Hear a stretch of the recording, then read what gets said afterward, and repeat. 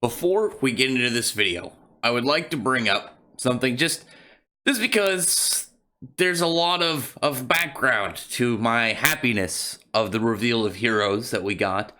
Shortly after, I started this channel, we ended up getting the reveal of, more on Eden Zero, and, we ended up getting the start of the series. And I speculated there being some form of conjoined universe for Hiro Mishima's characters, calling the Mishimaverse. I did videos kind of discussing the possibilities, what they could do with it, and then I did videos on each of the main characters for Hiro Mishima's series, either, full series, short series, one-shots, whatever. I did the ones that I figured would be, fun to talk about, but also give some background on in case they ever made it to, said crossover. I ran into multiple people that said that my theory over this was dumb, that I was just getting my hopes up, that it would never happen, that Hiro Mishima's never implied to do anything like that. I would like to just say, suck it. I'm just putting that out there. I'm just putting that out there right now, because you have to understand, from a fan who's been following this guy for a long time, when you have this theory, seeing the possibility of, of his creations and his writing, as well as the different stories he's created, and seeing the possibility of there being some form of conjoined universe between them, and then being mocked over it for months, and then finally getting a reveal almost a year later after starting the whole speculation and getting the not just like another crossover, but its own canon kind of spin-off, this Elseworlds conjoined piece between Rave Master, Fairy Tail, and Eden Zero. Now, I say that, it is conjoined, but I assume that for the most part, this is going to be, it's going to be its own universe. It's going to be its own continuity. It's like pretty much an Elseworlds, where if the characters all exist in the same world. Just because, obviously, when you have each of the stories, it would be hard to kind of conjoin them together and all fit into their own timelines, because, especially for Rave Master, which ended, and we know the very ending of how it went. Fairy Tail and Eden Zero, which are both going, and they're both doing their own arcs right now, so it'd be like, well, when does this fit? And so this is just, it's its own canon. It's an Elseworld. It's its own kind of story, kind of like the City Hero spinoff for Fairy Tail, which is obviously in no way possibly connected to the main continuity. Now, let's talk about this in general and how it started out. First off, I've been hyped about this. This has been, this is a fanboy's dream, because when you've been following a creator for so long and you finally get to see them drop something like this, they're starting to have a spillover of their content into the different series, as well as, you're going to get to see these characters interact. And we did get a Rave Master Fairy Tail crossover, years back, but it was just one chapter, and we don't know whether or not that's going to run into this, like if Haru and Natsu are going to recognize each other. It's going to be really fun to see the characters interact, especially just from the fact that when you have a lot of people that still think that, like, Fairy Tail, Eden Zero, and Rave Master are this, like, way too similar. I mean, obviously the guy's art style, it evolved heavily throughout Rave Master, evolved heavily throughout Fairy Tail, and it's probably going to evolve even heavier throughout Eden Zero. Now, I mean, when you look at the main characters, you can obviously see similarities, but that's really, really what you're going to get, just similarities. Like, even in this chapter, there were some heavy emphasis on both the kind of dynamics, the way that the characters, went about performing their own business, as well as personality traits. And so we get to the story. It starts out on this place called True Island, and I like that it's in the shape of a music note, because one thing about Hiro Mishima is he's a huge music guy, that being why Rave Master, his first big series was all like themed around music. Maybe not music in general, but all this stuff had different kind of like labels for music. Obviously stuff like, the song content, rave itself, rave party, musica, there's a lot of things that kind of, relate into references. But we get that, just kind of this little callback, it starts out Lucy getting trolled by Happy, as it do. I liked that was also a start, because the one that I don't agree with, when you look at, like, when you looked at the initial list, or not, I guess, list, poster of the Eden Zero cast, a lot of people said that they were just copy and paste Fairy Tail characters, which, again, I don't agree. When you have a guy's art style, you're going to get characters with similar faces, but really, what the characteristics else is there about them? Different hairstyles, colors, clothings, different way they use their powers, different way they operate, and that was obviously before we got a lot of. But the one thing I would have definitely said, because Hiroshima said that he didn't want to introduce Pino at the start because of the story, how she played in. But he didn't like that he wasn't going to have a mascot character, so he had Happy Bot, little Happy Robot turns into Rebecca's guns. And with him, I could see where people would definitely kind of like bring up that, these characters are way too similar kind of comparison. But then when you get the personalities, Happy Bot is mostly just the yes man, where Fairy Tail Happy is like mostly a troll. No, he likes to mess with Lucy a lot. I mean, even when Lucy thinks that it's Natsu who's like took her swimsuit top, and here it is, it's actually Happy who's laughing at her and just messing with her. And you're getting over to Urza and Wendy, who are chilling on the beach with Carla, and there's Gray.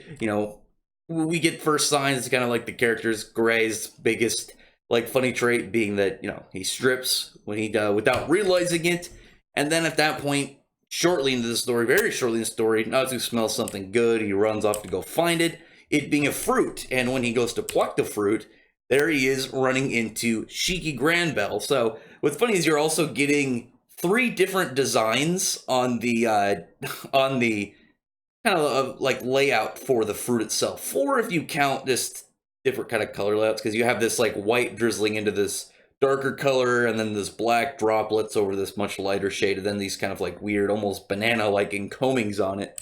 But here it is. You're getting these characters finally interacting, and obviously this is Hiromishima's biggest series and his current one. And you have Rave Master in here, though at the very end, being his first big series.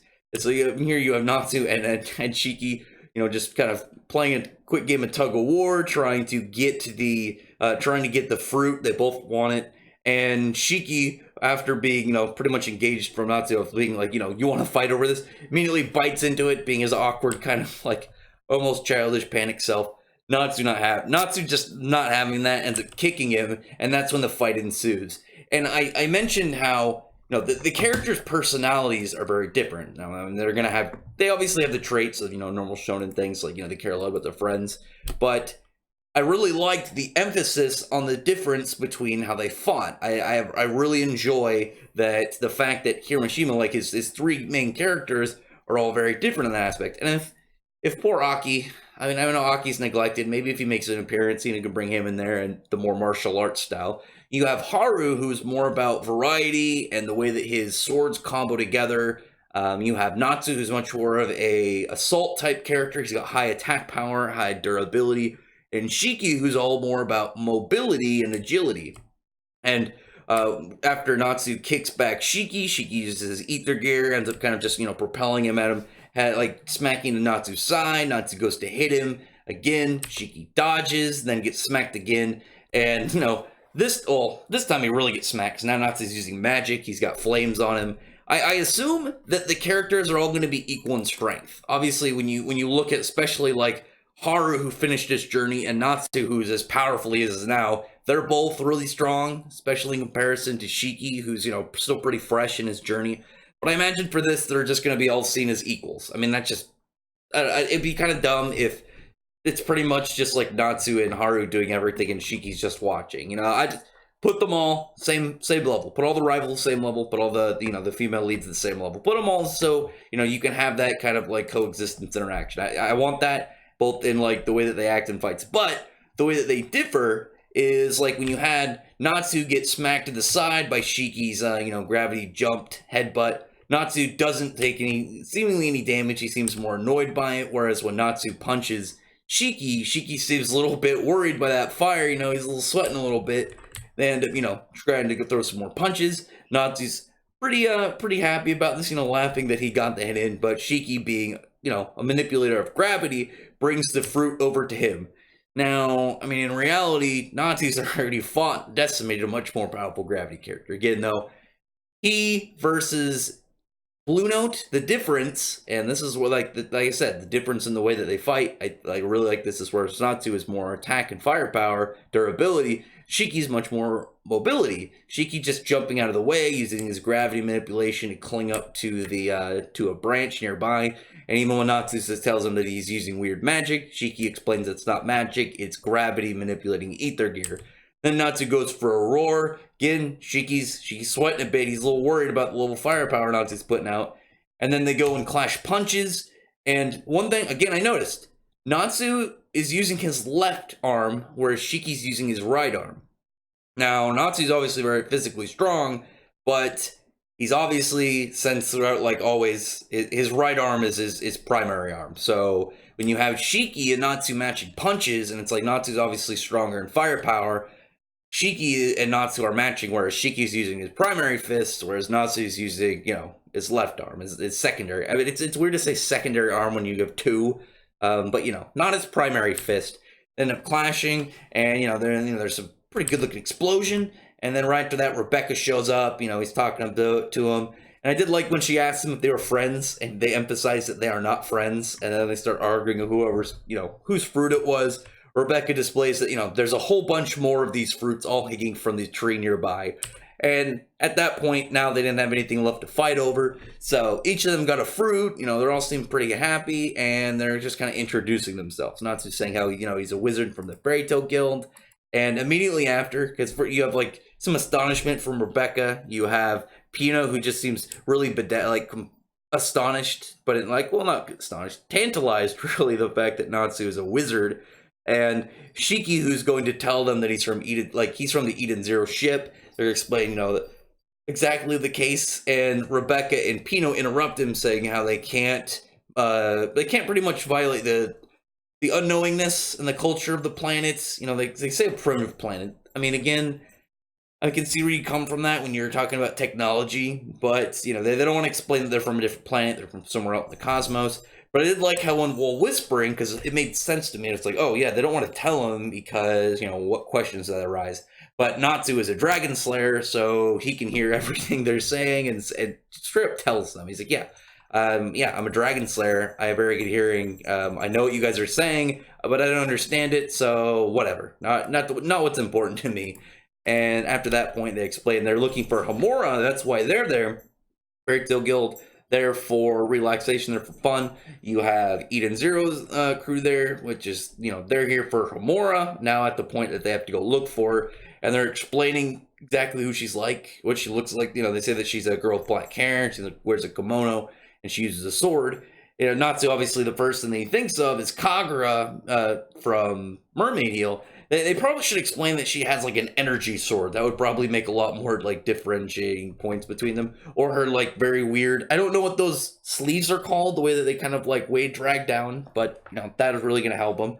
And at this point now, Natsu says that he's got a lot of free time right now. He appreciates that they don't seem like bad guys, so he wants to help them. He's like, I'll introduce you to my friends. And this was a good moment to display Shiki, if you haven't read Eden Zero. Shiki, if you don't know, he's very emotional, and here he is moved. He gets easily to cry out of either compassion or happiness. He's just happy to call Natsu his friend. He even asked him, he's like, hey, please be my friend, which has happened in Eden Zero multiple times. Shiki likes to awkwardly try and get people to be his friends, and whereas Natsu is more of he's a little bit more vicious. He's open to friends, but he's not going around trying to make everybody his buddy, whereas Shiki really just wanted to make more friends, but he doesn't have people skills, so the way he came off all the time is being a little bit weird. And then, Natsu, at that point, just being, let's be friends, cool. Okay, now at this point, we get into some more fun lore Easter egg stuff, not from Fairy Tail Eden Zero, Rave Master, more of from Hiroshima himself. There was a Rave Master reference. So you get this guy who they're calling the Great Creator, and he's this old guy. He's seemingly just wearing this kind of sash, kind of like Zareth. He's got a weird necklace, a bandana, black pants, and shoes. And he's talking to this dude named Shinra, who's, I imagine, some advisor or assistant to him. Now, if you look at the bandana is actually very similar. Well, not the bandana itself, but the wear of the bandana is actually, one of the things that Hiroshima was known for, in both Rave Master and the way he was drawing himself, and early Fairy Tail, like the way he would sketch himself into like the volume extras, as well as the guy he's talking to, Shinra, looks like one of his assistants. I think it's volume 2, maybe volume 3. I think volume 3. No, at the very end of volume 2, if you go look at the end of volume 2, it shows like a little picture of like Hiramashima and his staff. You know, he's got the bandana on, he's got these guys. I'm wondering if the big statue is of Nakamura, one of his assistants, but the dude Bobby looks like he's got the similar facial hair, he's got the similar just like hairstyle, he's got the sunglasses. And Hiramashima, like describing him, says if you first looked at him, he kind of looks like a Yakuza punk. And even though you look at this guy, he's got like a gold chain. So reference right there, really. And it makes sense. If you have like this guy who's like a connecting point between the 3 series, and he's like this creator, him being Hiramashima makes a lot of sense. And he says like pretty much that no power can defeat imagination, and that imagination is pleasure. And he just kind of like waves his arm and creates all these smiley face sunflower looking guys, like suns with hands. And that's actually a reference to Nakajima from Rave Master, who was this weird sunflower guy who lived on the side of their house. I can't remember what he called it. He didn't call them petals. I forgot what he referred to them as on the side. It said, drop a comment below if you remember. But I do like this. Now, I'm wondering, though, if this is a kind of like power of creation, where this guy's pretty much going to be a god, or is it going to relate into something like the Arc of Embodiment from Fairy Tail, because we saw that as a power that Rusty Rose had, and Rusty Rose could just create some things by thinking about them. The full limitations we knew existed, we just didn't know what they were in specific. And then at the very end of the chapter, because when the Eden Zero crew said, yeah, we're looking for our friend Homura, who said she was going to go train at the Oasis. And while talking to the great creator, you have this dude Shinra, who's, you know, saying how they're closing to... they might come after the Oasis. We don't know what the Oasis is, but at the end of the chapter, we see Haru, Glory, main character of Rave Master, Ellie, and Musica, as well as Plu and Griff. And I noticed how the Eden Zero crew didn't have Happy Bot. I'm wondering about that. Maybe you don't want to get the two Happies on screen together? I don't know. But... or they just haven't, met up yet. Maybe we'll get like Hermit and Sister and the Witch all showing up next. But the Rave Master team is saying how they're here to destroy the Oasis. And the question of that is, maybe they think it is a Darkbring. Maybe after the events of Rave Master and the Darkbring down there was actually some other stuff that maybe came up, some other like dangerous artifacts or some form of device, the great harm. But it also could just be, Elseworld, they can do whatever they want. I did notice that Haru's sword, it's not Aizen Meteor. It'll probably be called Aizen Meteor. Maybe it's just the way that Hiramashima wanted to draw it in his new style. But it didn't have the black kind of like lining in the middle. But it did have like the tassel. I'm pretty sure it was a bit wider too. But obviously we know at the near the last couple volumes of Rave Master. Well, unless you haven't read Rave Master, one thing is Haru at a point broke his base sword because, he wanted the sword to rest as it was when he got a new sword. And I'm wondering if this is going to pretty much be Aizen Meteor 2, or if it's going to have a different power, or, it's going to matter at all. That's just kind of like a little personal question that I have on that. But I like that now you have Shiki and Natsu being on the same side, and Haru, who is now going to seemingly cause some trouble in this temple while they're looking for Oasis. And maybe Shiki and Natsu come in to aid. Now, here's the thing. I'm still wondering if the events from the Rave Master Fairy Tail crossover are going to tie into this.